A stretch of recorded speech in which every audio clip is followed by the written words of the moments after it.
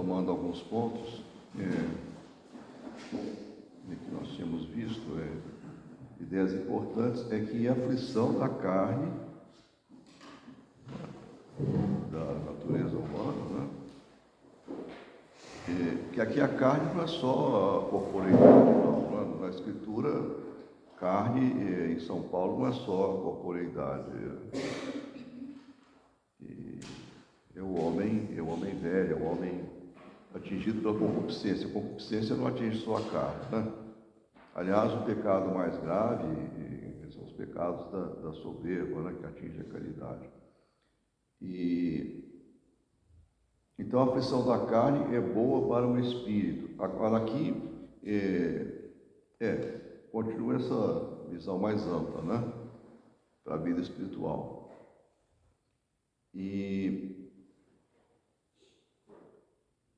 Então, essa visão da antropologia cisterciense, ela está sempre contando com a graça, que é inesperada e é gratuita, né? Então, se você puser entre parênteses a graça, tudo isso aqui perde sentido.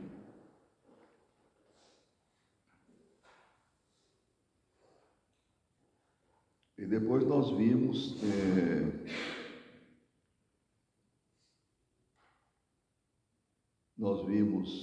a questão das 3 visitas ou 3 consolações, né?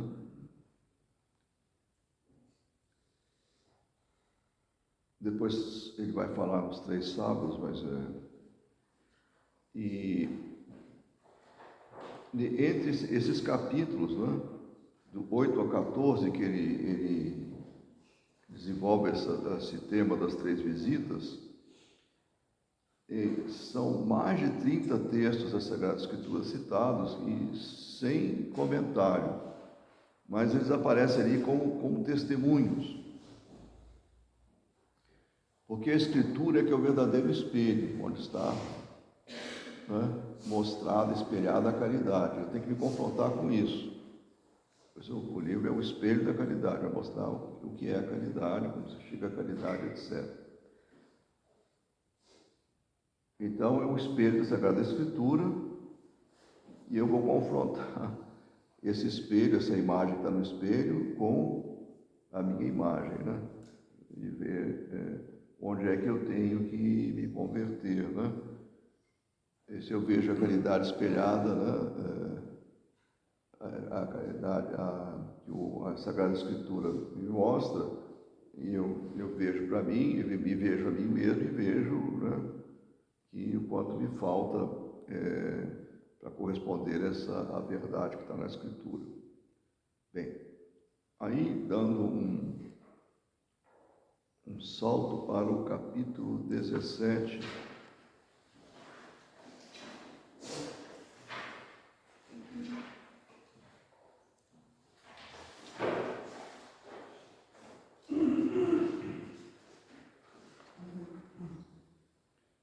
está na página 185,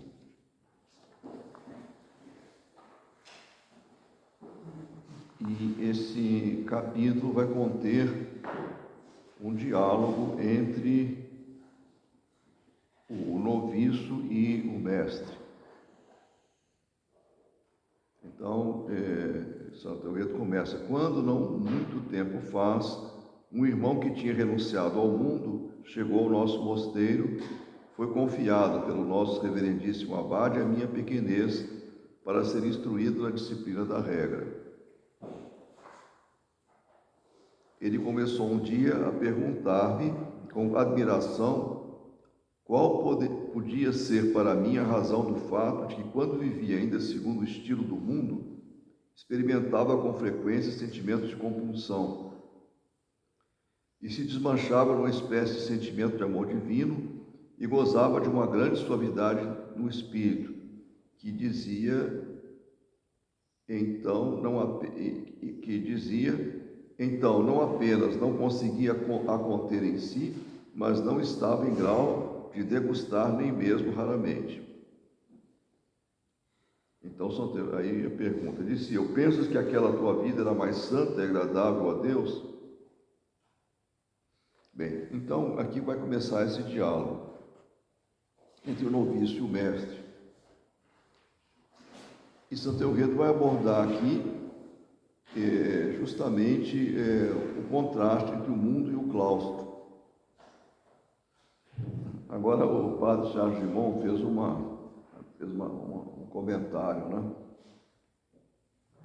A vida religiosa está muito secularizada, né?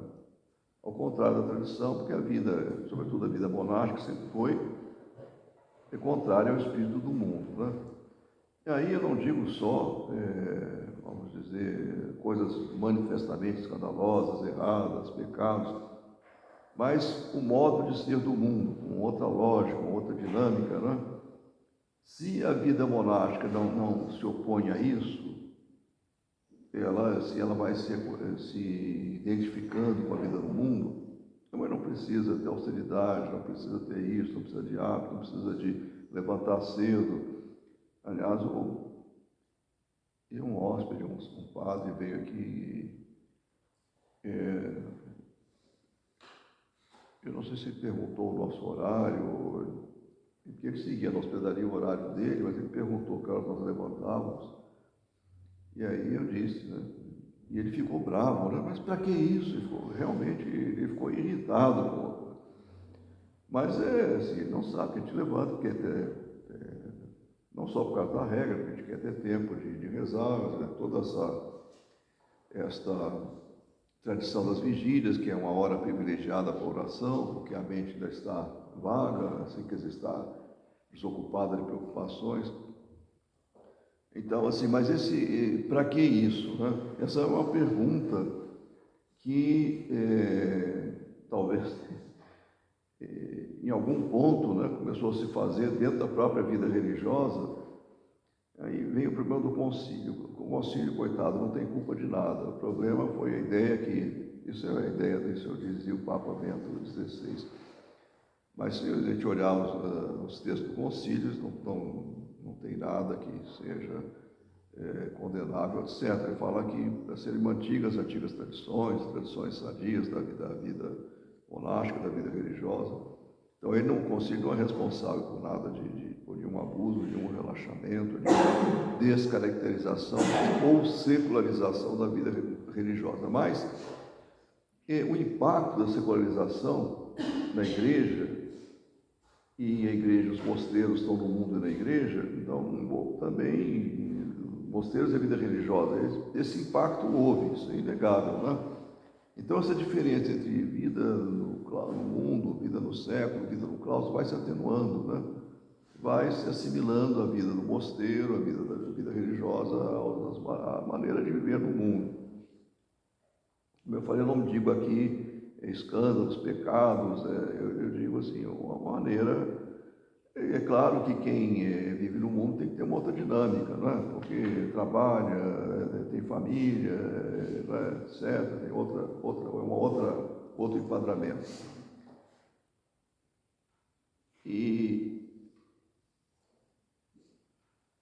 Então esse contraste vai sendo atenuado porque o impacto da secularização é muito grande, até os mosteiros também menos, porque são mais protegidos, mas também são afetados pela secularização, ou secularismo, que seria.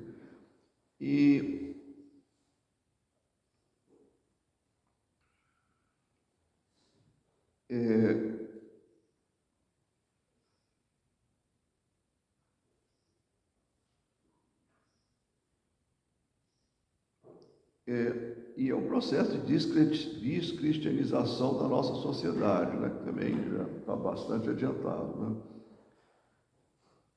Mas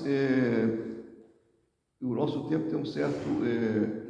houve uma outra ideia, quer dizer, religioso, leigo, assimilação do religioso, o religioso não deve ser diferente. Porque antigamente se falava em estado de perfeição, e isso hoje não se fala, não se usa mais falar estado de perfeição, fala vida religiosa. Isso é correto, porque a igreja, com a Lumen Gentium, admitiu que a santidade ou insistiu, né, porque nunca tinha dito o contrário, insistiu no fato que a santidade é para todos. Existe santidade do leigo, do monge, da religiosa, enfim, cada estado tem a sua santidade própria. Mas o padre Charles de Mon achava que entrou um certo medo de ser elite, né? Não, nós somos diferentes, temos uma observância diferente.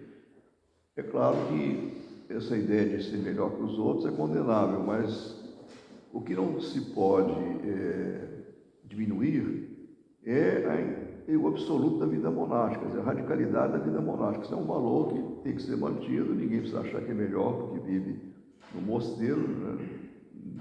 Não deve pensar assim, seria errado, né? Mas o fato é que essa assimilação da vida religiosa e dos mosteiros ao espírito do mundo prejudica, em última análise, o próprio recrutamento. Porque então, se é para viver uma vida secularizada, por que eu vou ficar no mosteiro?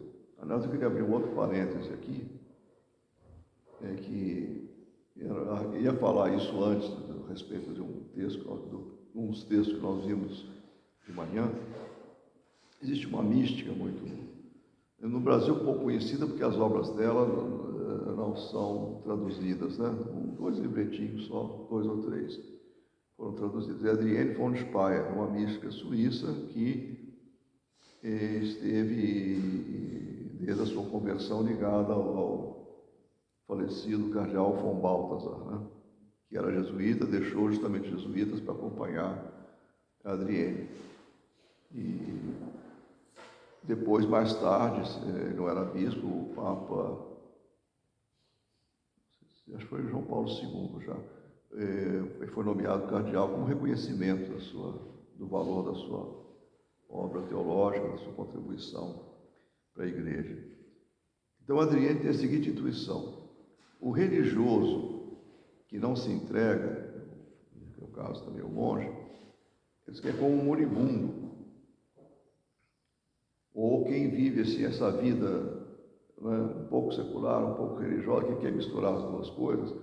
Então é como um moribundo, nem experimenta as alegrias da visão, né, mas nem está plenamente no mundo, está ali no leito, está para morrer, não pode viver, desfrutar das coisas do mundo. Então ele está ali no meio. Então o religioso que não se entrega é como um moribundo, que nem pode gozar do mundo, né? Ele quer vive vida secular, mas está no mosteiro, na vida religiosa, vai ter impedimentos, né? Não pode viver totalmente como quem está no mundo, mas também não vive a coerência e a alegria da vida religiosa. Então, tem uma expressão em latim, nec, né? Nem é secular, nem é religioso, né?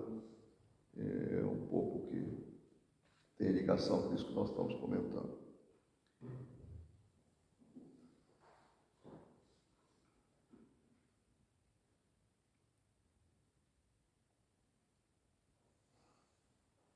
Então, o texto 11A, na página, resolveu aqui, a página 185,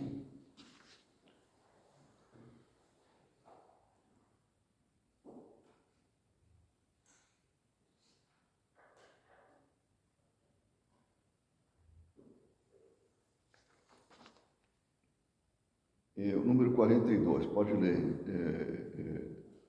irmã Terezinha. Neste texto, dize-me em que medida tu experimentavas aquilo que diz o apóstolo: é necessário atravessar muitas tribulações para entrar no reino de Deus, ou aquelas outras palavras de Jó: se também sou justo, não ouso levantar a cabeça, saciado como estou de aflição e de miséria? Então, aqui já é a discussão. O Bob está falando da vida dele, que está achando difícil o que ele encontra, né, no mosteiro. Então está dialogando com o mestre dele, que é o próprio Euredo. Aí Santo Euredo pergunta, né, em que medida lá no mundo experimentavas aquilo que diz o apóstolo: é necessário atravessar muitas tribulações para entrar no reino de Deus. Pode continuar. Não me lembro de ter experimentado nada do gênero, mas frequentemente tive viva a sensação, muito clara e doce, de amar Cristo. E eu, terias então suportado por Cristo aquilo que suportas agora? Nem mesmo por uma hora, disse, teria aceitado aquilo que aqui suporto em continuação. De fato, para não falar de outras coisas, de nenhum modo, e nem mesmo por um dia, me teria permitido sepultar-me no silêncio, e por nenhuma razão teria me detido em discursos fúteis e vãos. Então, o noviço, isso é uma maneira assim muito espirituosa de Santo Elreda de apresentar observâncias científicas através de uma queixa, né? De uma descrição de coisas pesadas. É claro que isso tudo vai ser depois, desse diálogo, vai ser recolocado, né? Vai ser recolocado dentro de um outro contexto de justificação e de explicação. Mas aqui aparece, pela queixa se vê a observância, né? Embora esteja se queixando, mas está referindo o que ele tinha que viver lá. Então, aqui nós ficamos conhecendo o que era a observância. Então, primeiro entrou na questão do silêncio. Não tem conversa, né? Discursos vãos e fúteis. E silêncio como sepulcro. Pode continuar. Ao contrário, depois daquelas lágrimas de que falei, voltava logo às risadas e às conversas, e seguindo o impulso da alma, me deixava levar aqui e ali por uma inquietação volúvel, e, mestra da minha livre vontade, era feliz por estar junto da minha família, me divertia em conversas com os amigos, participava de magníficos banquetes, não desdenhava as abundantes bebidas. De manhã dormia o quanto queria, e no comer e no beber ia bem atenta à medida do necessário. Depois, não nomeio os ataques de ira, dos quais não poucas vezes era tomado, as brigas, os desentendimentos, as ânsias por coisas mundanas, para as quais tendia mais que podia. Então agora ele está falando da vida mundana, né? Para fazer o contraste. Vamos lá. 40,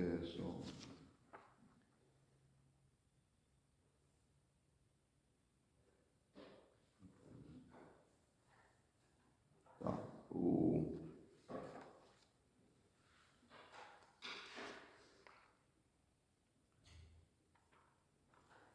Antes de seguir, então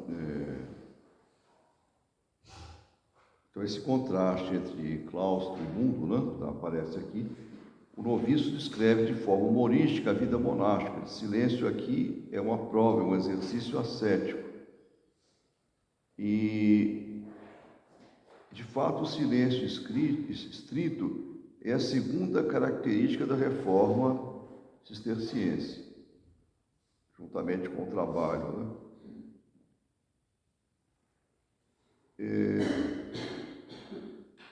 Também, então, aparece aqui esse silêncio estrito, está em função do desejo de solidão com Deus, não é?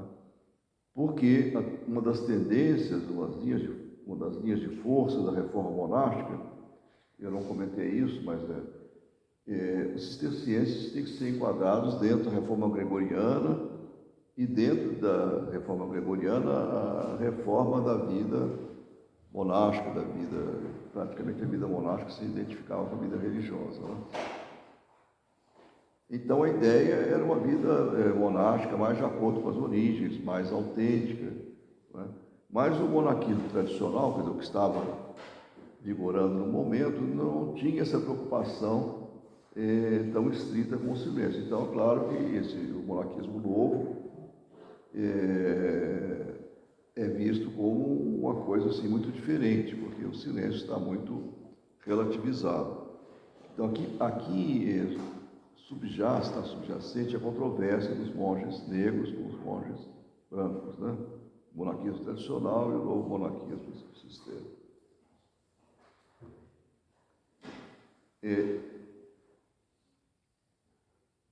Então,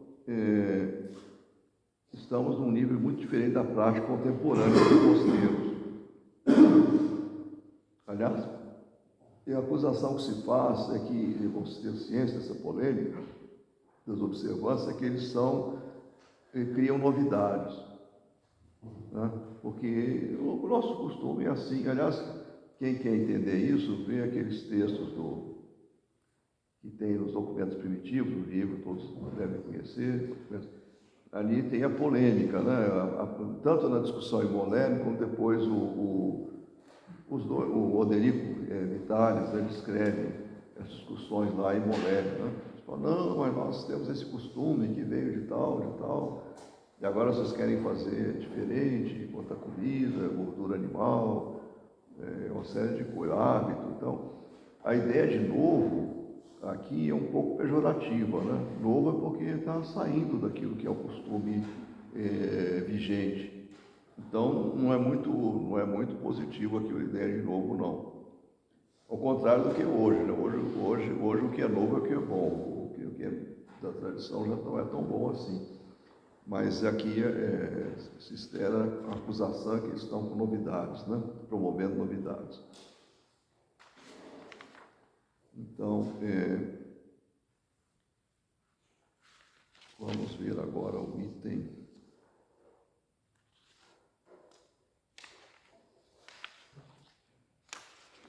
Vamos ver o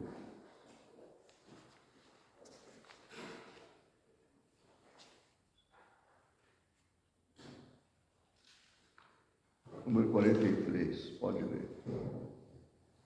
Mas agora lhe digo, como é o teu comportamento, a tua vida, as tuas ações? E ele sorrindo, é fácil contar, diz, são coisas que de fato não se podem ignorar. A comida é mais escassa, a roupa é mais grosseira, se bebe nas fontes e adormeço frequentemente sobre um livro. Além disso, aos membros cansados é oferecido como cama, um estrado, coberto de palhas, nem um pouco macio. Quando o sono seria mais agradável, somos obrigados a nos levantar ao som de um sino. Sobrevivo pelo fato de comermos o nosso pão com o suor no nosso rosto, e de podermos falar só com 3 pessoas. E isso raramente, limitadamente, as coisas necessárias. Não está talvez claro que se realiza assim em nós a palavra do apóstolo. Mortifiquem, portanto, os vossos membros que pertencem à terra. E também o dizer do salmista: diante de ti me tornei como um animal de carga. Somente somos exatamente como animais de carga. Vamos sem nunca nos opor aonde quer que nos conduzam, e levamos sobre nós sem relutância qualquer coisa que nos venha colocada nas costas. Então aqui tem alusão ao que parece esse novismo muito difícil na observância. E então nós ficamos sabendo, por esse discurso, o que era a austeridade de ciência. Ele fala da alimentação, que é escassa. Uma das grandes queixas, é difícil de compreender isso agora, mas eu não sei exatamente, mas a roupa grosseira, o que eles usavam devia ser tão, assim, a trama do tecido tão grosseiro que incomodava a pele. Havia muita queixa quanto a isso, né? Se bebe, os mosteiros de água da fonte, né? No claustro tinha fonte, né? Adormece sobre o livro, né? Um códice, então, né? Porque está com sono, cansado, tem que fazer a léxio, né? E o silêncio aqui só podia falar com 3 pessoas, com o abade, o prior e o mestre. Menos era o ritmo original, primitivo, existente. e só as coisas estritamente necessárias. Então, uma vida assim, de muita austeridade, né? Mas aqui não apareceu o elemento que dá sabor, né? Está só descrevendo a dificuldade. Nós já vimos que o quadro se completa com aquele propósito, né? Com a caridade, o desejo de ter caridade, etc., né? E depois, como nós não somos mortificados, nós somos presos, somos tomados pela concupiscência, então isso faz com que o jugo seja pesado, né? Bom, então vamos passar agora para o texto 12.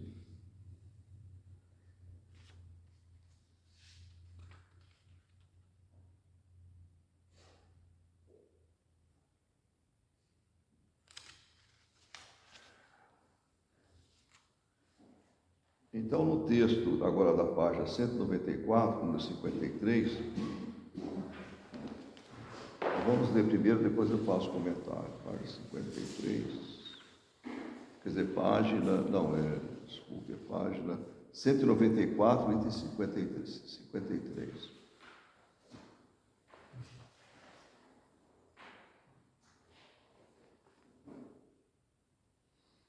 Pode ler, uma Terezinha. Então, antes do título do capítulo. Em que coisa se deve crer que resida o amor de Deus? 50, pode ler. Então, como dissemos, não se deve avaliar o amor de Deus a partir de sentimentos momentâneos. Porque o noviço tinha falado que, quando estava no mundo, ele experimentava compulsão, doçura, mas essa resposta aqui do Euredo, essa colocação, está fazendo referência a esses sentimentos que o noviço tinha antes de entrar para o mosteiro. Mas não adianta ter sentimentos que vão e voltam, e a vida dele era aquela vida larga, né? Ele falou até que tinha brigas, controvérsias, etc., excessos de comida, bebida. É claro que essas coisas já passaram da linha da prudência, já entraram na linha da moderação, já entraram na linha do pecado, né?